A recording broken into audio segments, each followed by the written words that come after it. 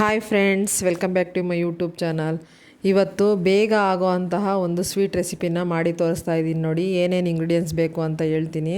ಚಿಕ್ಕ ಕಪ್ಪಲ್ಲಿ ಸ್ವಲ್ಪ ಶಾವಿಗೆ ತೊಗೊಂಡಿದ್ದೀನಿ, ದ್ರಾಕ್ಷಿ ಗೋಡಂಬಿ ಮತ್ತು ಒಂದು ಟೀ ಗ್ಲಾಸು ಇಲ್ಲಾಂದರೆ ಒಂದು ಕಪ್ಪಲ್ಲಿ ತೊಗೊಳ್ಳಿ. ಮೀಡಿಯಮ್ ರವೆ ತೊಗೊಂಡಿದ್ದೀನಿ. ನೋಡಿ ರವೆ ಪಾಯಸ ಮಾಡ್ತಾ ಇರೋದು. ಮತ್ತು ಬೆಲ್ಲ ತೊಗೊಂಡಿದ್ದೀನಿ, ತುಪ್ಪ ಮತ್ತು ಕಾಯಿಸಿಟ್ಕೊಂಡಿರೋ ಅಂತಹ ಹಾಲು ತೊಗೋಬೇಕು. ನಾನಿಲ್ಲಿ ಬೆಲ್ಲ ಸೇರಿಸಿ ಮಾಡ್ತಾಯಿದ್ದೀನಿ. ನೋಡಿ ಇದನ್ನು ನೀವು ಶುಗರ್ ಬೇಕಂದರೆ ಶುಗರ್ ಹಾಕ್ಕೋಬೋದು.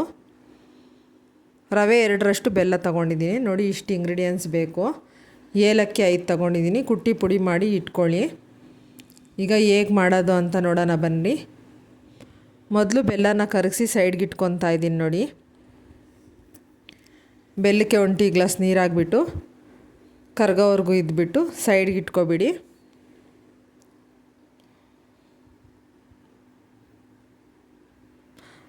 ಮತ್ತು ಒಂದು ಪಾತ್ರೆನ ಇಟ್ಕೊಂಡು ಸ್ವಲ್ಪ ತುಪ್ಪ ಹಾಕ್ಕೊಂಡು ದ್ರಾಕ್ಷಿ ಗೋಡಂಬಿನ ಹುರ್ಕೊಳ್ಳಿ. ತುಂಬ ಈಸಿ ಇದು, 3 ನಿಮಿಷಕ್ಕೆ ಬೇಗ ಮಾಡ್ಬೋದು. ಯಾರಾದರೂ ಗೆಸ್ಟ್ ಬಂದಾಗ ಮತ್ತು ಬೇಗ ಮಾಡಬೇಕು ಅಂದರೆ ಇದು ಈಸಿಯಾಗಿ ಆಗೋಗುತ್ತೆ ರವೆ ಪಾಯಸ. ನಾನಿಲ್ಲಿ ಕಡಲೆಬೇಳೆ ಏನೂ ಸೇರಿಸ್ತಾ ಇಲ್ಲ, ಅದ್ರ ಬದಲು ಶಾವಿಗೆ ಸೇರಿಸಿ ಮಾಡ್ತಾಯಿದ್ದೀನಿ. ನೋಡಿ ದ್ರಾಕ್ಷಿ ಗೋಡಂಬಿ ಫ್ರೈ ಆಗಿದೆ, ಸೈಡ್ಗೆ ತೆಗೆದಿಟ್ಕೊತಾ ಇದ್ದೀನಿ.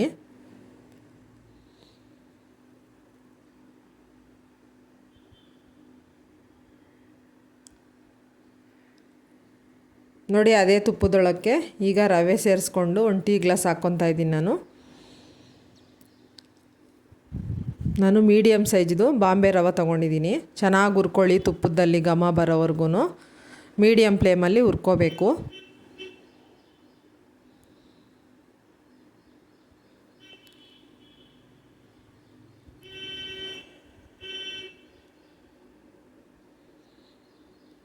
ನೋಡಿ ಈಗ ಹುರ್ಕೊಂಡಿದ್ದಾಯಿತು, ಸೈಡಿಗೆ ತೆಗ್ದಿಕ್ಕಿದ್ದೀನಿ. ಈಗ ಸ್ವಲ್ಪ ನೀರು ಸೇರಿಸ್ಕೊತಾ ಇದ್ದೀನಿ ಬಾಣಲಿಗೆ, ಯಾಕಂದರೆ ಶಾವಿಗೆ ಹುರಿದಿರೋದು ತೊಗೊಂಡಿದ್ದೀನಿ ನಾನು, ರೋಸ್ಟ್ ಆಗಿರೋ ಶಾವಿಗೆ. ಅದು ಸ್ವಲ್ಪ ಸೇರಿಸ್ಕೊತಾ ಇದ್ದೀನಿ. ನೋಡಿ ಚಿಕ್ಕ ಕಪ್ಪಲ್ಲಿ 1 ಕಪ್ ಸೇರಿಸ್ಕೊಂಡಿದ್ದೀನಿ.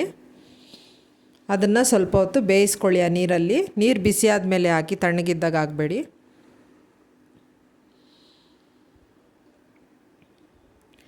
ನೋಡಿ ಈಗ ಬೆಂದಿದೆ ಶಾವಿಗೆ. 1 ನಿಮಿಷ ಲಿಡ್ ಕ್ಲೋಸ್ ಮಾಡ್ಕೊಂಡು ಚೆನ್ನಾಗಿ ಬೇಯಿಸ್ಕೊಳ್ಳಿ ನೀರಲ್ಲೇ, ಬಿಸಿ ನೀರಿಗೆ ಬೇಗ ಬೇಯುತ್ತದು. ಮತ್ತು ಈಗ ಬೆಲ್ಲದ ನೀರನ್ನ ಸೇರಿಸ್ಕೊತಾ ಇದ್ದೀನಿ. ಬೆಲ್ಲದ ನೀರು ಸೇರಿಸ್ಕೊಂಡು ಸ್ವಲ್ಪ ರವೆ ಹುರ್ಕೊಂಡಿದ್ವಲ್ಲ ಆ ರವೆನ ಹಾಕ್ಕೊತಾ ಇದ್ದೀನಿ.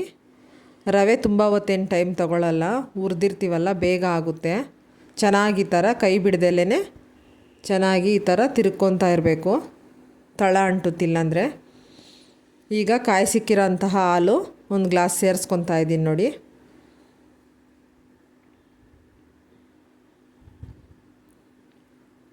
ತುಂಬ ಟೇಸ್ಟಿಯಾಗಿ ಬರುತ್ತೆ ಈ ಥರ ಮಾಡೋದ್ರಿಂದ. ನೀವು ಹಾಲು ಜಾಸ್ತಿ ಬೇಕು, ನೀರಾಗಿ ಬೇಕು ತೆಳುವಾಗಿ ಅಂದರೆ ಜಾಸ್ತಿ ಸೇರಿಸ್ಕೊಳ್ಳಿ, ತೆಳುವಾಗಿ ಬೇಕು ಅಂದರೆ. ಗಟ್ಟಿ ಬೇಕು ಅಂದರೆ ಕಡಿಮೆ ಸೇರಿಸ್ಕೊಳ್ಳಿ. ಇದು ಆರಿದ ಮೇಲೆ ತುಂಬ ಗಟ್ಟಿಯಾಗೋಗುತ್ತೆ, ಆದ್ದರಿಂದ ನೋಡಿಕೊಂಡು ಸೇರಿಸ್ಕೊಳ್ಳಿ.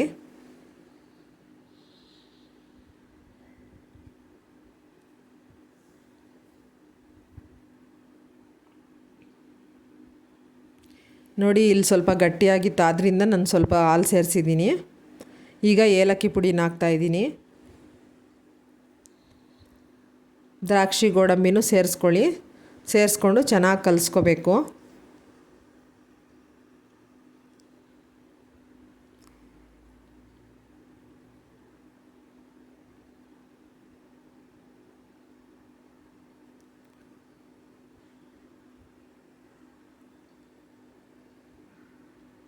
ನೋಡಿ ಈಗ ರವೆ ಬೇಯ್ತಾ ಬಂದಿದೆ. ನೋಡಿ ಪೂರ್ತಿಯಾಗಿ ಬೆಂದಿದೆ. ನೋಡಿ ನೋಡ್ತಾ ಇರ್ಬೋದು ನೀವು, ತುಂಬ ಸ್ವಲ್ಪ ಗಟ್ಟಿನೇ ಆಯಿತು.